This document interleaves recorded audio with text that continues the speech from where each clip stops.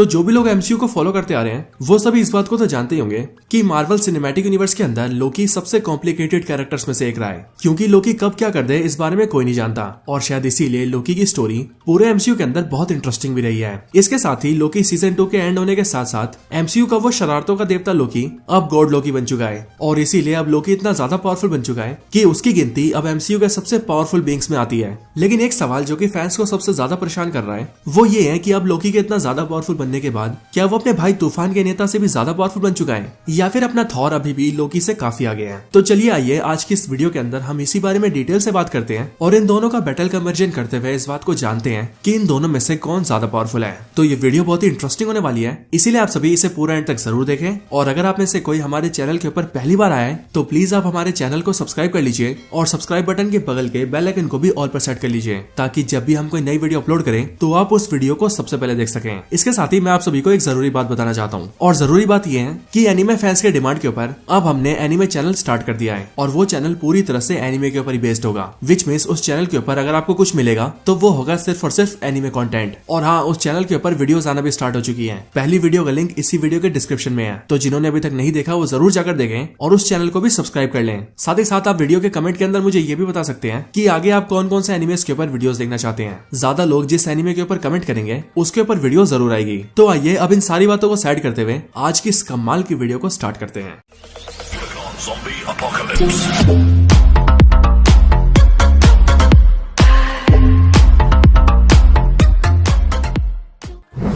तो इन दोनों के बैटल को देखने से पहले हम इन दोनों की ओरिजिन और पावर्स को जान लेते हैं ताकि हम इनके बैटल को क्लियरली समझ सकें। तो शुरुआत करते हैं अपने तूफान के नेता थॉर से। तो गॉड ऑफ थंडर थॉर एक एसगार्डियन गॉड है जो कि ओडिन का बेटा और पूरे 9 रियाम्स का प्रोटेक्टर भी है। एक गॉड होने की वजह से थॉर के पास सारी गॉडली पावर्स हैं, जैसे God like strength, God like durability, super speed, super stamina और सुपर हीलिंग फैक्टर। थॉर की एज बहुत स्लोली बढ़ती है, इसीलिए थॉर हजारों सालों से जिंदा है और आगे भी लाखों सालों तक जिंदा रहेगा। इसके साथ ही थॉर को गॉड ऑफ थंडर भी यूं ही नहीं कहा जाता।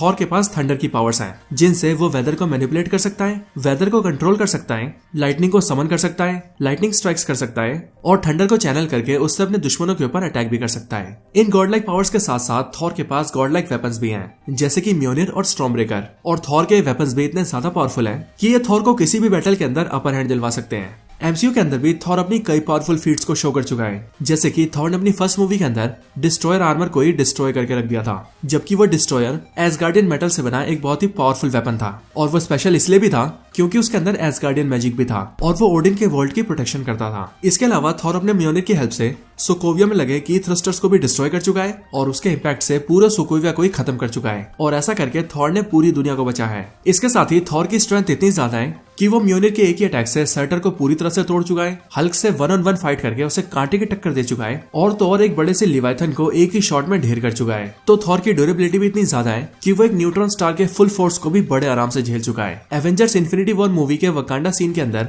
जब सारे एवेंजर्स ऐसा मान चुके थे कि अब उनकी हार होने वाली है, तब उसी टाइम पर थॉर ने वहां पर एंट्री मार के उस पूरी लड़ाई का रुख ही बदल दिया था और उसने अकेले लड़ाई में एवेंजर्स को अपर हैंड दिलवा दिया था। और सिर्फ यही नहीं, जब उसका सामना थैनोस से हुआ था तब उस टाइम भी थैनोस की 6 इन्फिनिटी स्टोन्स की पावर्स को ओवर पावर करते हुए थॉर ने अपने स्टॉर्म ब्रेकर को थैनोस की छाती में घुसा दिया था। तो यही थी वो सारी पावर्स जो कि थॉर के पास हैं। अब थॉर के बारे में जानने के बाद चलिए अब बात करते हैं लोकी के बारे में। तो शरारतों का देवता लोकी ओरिजिनली एक फ्रॉस्ट जायंट है जो कि जोटनहाइम के राजा लोफी का बेटा है, लेकिन जब ओडिन के साथ वॉर के अंदर लोफी मारा जाता है तब उसी के बाद ओडिन लोकी को अडॉप्ट कर लेते हैं और फिर वो अपनी मैजिक का यूज करके लोकी को भी एक एसगार्डियन बना देते हैं। इसके साथ ही लोकी ने बचपन से लेकर बड़े होने तक अपनी मदर फ्रीका से बहुत सारा मैजिक सीखा है और इसीलिए लोकी एसगार्डियन मैजिक को बहुत अच्छे से यूज करना जानता है। लोकी की पावर्स की बात की जाए तो लोकी के पास भी गॉडली पावर्स हैं, जैसे कि godly strength, godly durability, God like speed, stamina और एक गॉड जैसा रीजनरेटिव हीलिंग फैक्टर। लोकी की बेसिक एबिलिटीज की वजह से लोकी एक नॉर्मल ह्यूमन के मुकाबले बहुत ज्यादा पावरफुल है और इस बात का पता हमें यहाँ से चलता है कि जिस हल्क के एक सिंगल अटैक से किसी भी ह्यूमन की जान जा सकती है, वही हल्क जब लोकी के ऊपर मल्टीपल अटैक्स करता है और उसे उठा उठाकर पटकता है तब उसके बाद भी लोकी की बॉडी से खून नहीं निकलता, यानी कि लोकी को सिर्फ कुछ माइनर इंजरीज के अलावा और कुछ भी नहीं होता है, क्योंकि कुछ टाइम बाद ही लोकी अपनी जगह पर बैठता भी है, खड़ा भी होता है और नॉर्मली बातें भी करता है। लेकिन इन सब के साथ ही लोकी के पास जो मैजिकल पावर्स हैं उनकी मदद से भी लोकी बहुत से काम कर सकता है, जैसे कि इल्यूजन क्रिएट करना, किसी के माइंड को मैनिपुलेट करना, मैजिक से अपनी कई सारी शैडोज को क्रिएट करना, यानी कि बेसिकली क्लोन्स बनाना और तो और किसी भी ऑब्जेक्ट को गायब कर देना और टाइम आने पर उसे समन करना। जैसे कि एवेंजर्स इन्फिनिटी वॉर के अंदर वो अपने इस पावर का यूज करके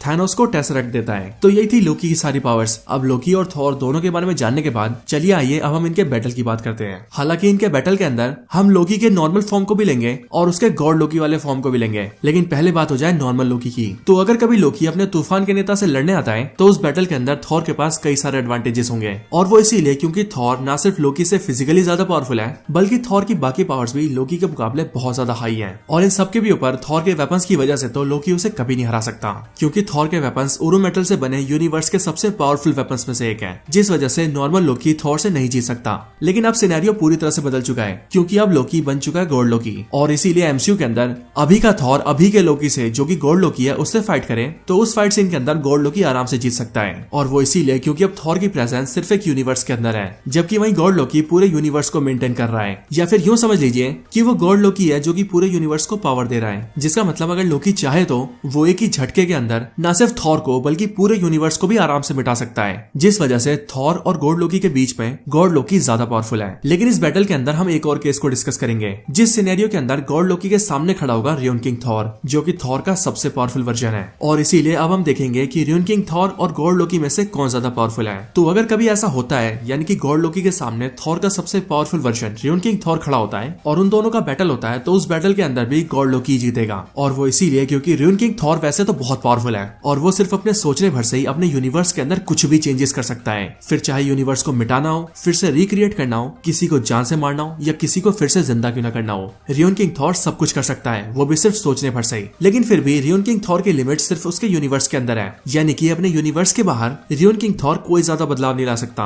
और क्योंकि गॉड लोकी की बेसिकली कोई लिमिट्स ही नहीं है, इसीलिए अगर वो चाहे तो पूरे यूनिवर्स के साथ साथ उसके अंदर रहने वाले रियोन किंग थॉर को भी मिटा सकता है, जिस वजह से यहाँ से ये बात क्लियर हो जाती है कि रियोन किंग थॉर और गॉड लोकी में से गॉड लोकी ज्यादा पावरफुल है। तो हमने इस बैटल के अंदर 3 सिनेरियो की बात की, जिनमें से पहला था नॉर्मल थॉर वर्सेस नॉर्मल लोकी, जिसमें जीत हुई थॉर की। दूसरा सिनेरियो था नॉर्मल थॉर वर्सेस गॉड लोकी, जिसमें जीत हुई गॉड लोकी की। और तीसरा और आखिरी सिनेरियो था रियोन king Thor versus god Loki की, और इसमें भी जीत होती है गॉड लोकी की, जिसका सिंपल सा मतलब यही होता है कि एक बार गॉड लोकी बनने के बाद अब लोकी थॉर के हर एक वर्जन से ज्यादा पावरफुल है। इसीलिए थॉर वर्सेस गॉड लोकी के इस बैटल कंपैरिजन के अंदर गॉड लोकी विंस।